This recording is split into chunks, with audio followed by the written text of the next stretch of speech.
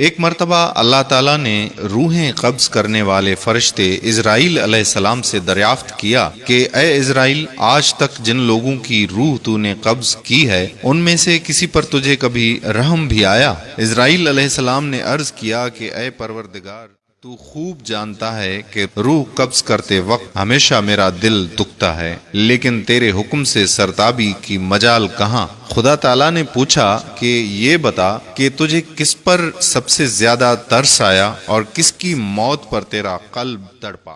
اسرائیل علیہ السلام نے عرض کیا کہ یا الہی، ایک موت ایسی ہے جو نہیں بھولتی، اور وہ غم ایسا ہے جو تنہائی میں بھی میرے ساتھ رہتا ہے۔ ایک کشتی مرد و زن سے بھری ہوئی سمندر میں سفر کر رہی تھی۔ اللہ عز و جل نے حکم دیا کہ اس کشتی کو فنا کر دے۔ میں نے کشتی کو پاش پاش کر دیا۔ پھر آپ نے فرمایا کہ سب مرد و زن کی روحیں قبض کر، لیکن ایک عورت اور اس کے نوزائیدہ بچے کو چھوڑ دے۔ میں نے اس حکم کی بھی تعمیل کی، سب کی جانیں قبض کر لی۔ ایک بہتے ہوئے تختے پر ماں اور اس کا بچہ رہ گئے۔ سمندر کی لہریں اس تختے کو اپنے ساتھ لے آگے بڑھتی رہیں اور تیز ہوا نے اسے انن فنن سینکڑوں میل دور سمندر کے کنارے پر پہنچا دیا۔ میں اس ماں اور بچے کے بچ جانے سے بہت خوش ہوا، لیکن اسی آن حکم صادر ہوا کہ اے اسرائیل، جلد ماں کی روح قبض کر اور بچے کو اکیلا چھوڑ دے۔ اے باری تعالیٰ، تو خوب جانتا ہے کہ یہ حکم پا کر میرا بھی کلیجہ کانپ گیا تھا، اور جب میں نے اس شیر خوار کو اس کی ماں سے الگ کیا تو مجھے کس قدر تکلیف پہنچی تھی۔ اب اس واقعے پر ایک مدت بیت چکی ہے، لیکن وہ بچہ برابر یاد آتا ہے۔ حق جل شانہ نے اسرائیل علیہ السلام کی عرض سن کر فرمایا، کیا تو جانتا ہے کہ وہ بچہ اب کہاں اور کس حال میں ہے؟ اسرائیل علیہ السلام نے عرض کیا، اے میرے پروردگار، تجھی کو معلوم ہے۔ ارشاد ہوا کہ اے اسرائیل سن، جب تو نے ماں کی روح قبض کی اور بچے کو تنہا چھوڑ دیا تو ہم نے سمندر کی ایک موج کو حکم دیا کہ اس بچے کو احتیاط سے ایک ویران جزیرے میں ڈال دے۔ اس جزیرے میں ایک سرسبز اور گھنا جنگل تھا، یہاں صاف شفاف میٹھے پانی کے چشمے بہتے تھے اور بے شمار پھلدار درخت تھے۔ اس جزیرے پر ہم نے اپنے فضل و کرم سے محض اس بچے کی خاطر لاکھوں خوشنوا اور حسین پرندے بھیجے جو ہر وقت چہچہاتے اور نئے سے نیا راگ آلاپتے تھے۔ ہم نے چمبیلی اور پھولوں کے پتوں کو حکم دیا کہ اس بچے کا بستر تیار کرو تاکہ وہ اس پر آرام کی نیند سوئے۔ ہم نے اسے ہر خوف اور ہر خطرے سے محفوظ کر دیا۔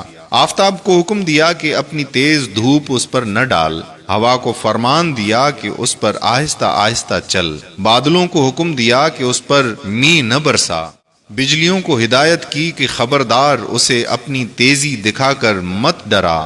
انہی دنوں جنگل میں بھیڑیے کی مادہ نے بچے دیے تھے، ہم نے اسے حکم دیا کہ اپنے بچوں کے ساتھ اس آدمی کے بچے کو بھی دودھ پلا، اس کی دیکھ بھال کر اور اسے کوئی تکلیف نہ پہنچنے دے۔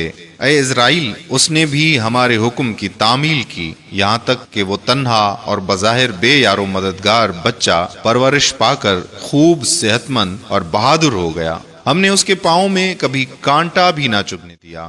دنیا جہان کی نعمتیں اسے عطا کیں اور وہ ان کا شکر بھی ادا کرتا تھا۔ اور اب اے ملک الموت، تو جانتا ہے وہ بچہ کہاں اور کیا کر رہا ہے؟ اسرائیل علیہ السلام نے سجدہ کرتے ہوئے عرض کیا کہ اے پروردگار، تجھی کو علم ہے۔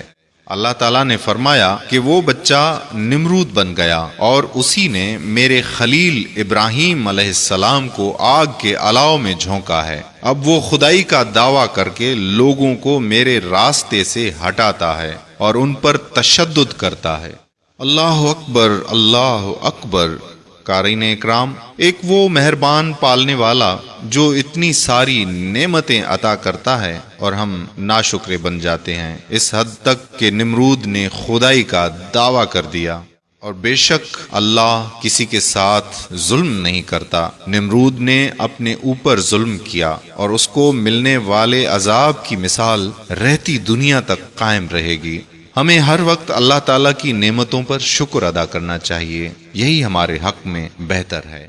اگر آپ نے ابھی تک ہمارا پیج پیارا اسلام لائک نہیں کیا تو ابھی سے لائک کر دیجئے تاکہ ہم ایسی مزید معلوماتی ویڈیوز آپ تک پہنچاتے رہیں۔ اور اگر آپ نے ابھی تک یوٹیوب پر ہمارا چینل پیارا اسلام سبسکرائب نہیں کیا تو ابھی سبسکرائب کر دیجئے تاکہ ہم ایسی مزید معلوماتی ویڈیوز یوٹیوب پر بھی آپ تک پہنچاتے رہیں۔ جزاک اللہ خیرہ۔ السلام علیکم ورحمۃ اللہ وبرکاتہ۔